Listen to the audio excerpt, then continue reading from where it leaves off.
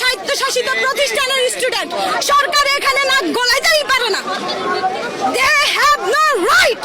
উনাদেরকে সতর্কবাণী করতেছি, বাপ মাকে মাঠে নামাইয়েন না, শান্ত হিংস্র বাঘিনী বাঘকে মাঠে নামাইয়েন না। এগুলো তো যুবক, বৃদ্ধদেরকে মাঠে নামাইয়েন না, রক্ত ভেসে যাবে, কিন্তু আপনারা নিজেরাই কুল কিনারা পাবেন না।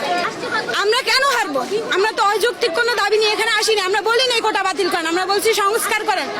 মুক্তিযোদ্ধাদের জন্য 65 কেন এত 5% রাখেন না? ঠিক আছে, উনারা আমাদের জন্য করছে, ভুয়া মুক্তিযোদ্ধায় ভরে গেছে দেশ। কোথায় সেই হিসেব? মুক্তিযোদ্ধারা কোথায়? যেসব মুক্তিযোদ্ধারা আছে উনারা কই? উনারা কেন এসে বলে যে না আমরা এগুলা চাই না? আমরা মেরে বের হবো, লাশ হয়ে বের হবো ওখান থেকে, আমরা লাশ হয়ে বের হবো ওখান থেকে। বহু সুযোগ ছিল পিছনে ফিরে আসার, এখন আর পিছনে যাওয়ার রাস্তাই নেই। পিছনে পুলিশ আর সামনে স্বাধীনতা। অবশ্যই আমরা সম্মানের সাথে মৃত্যু গ্রহণ করতে রাজি আছি। আমরা হল ছাড়তে চাই না, আমরা কোনোভাবেই চাই না, কিন্তু এটা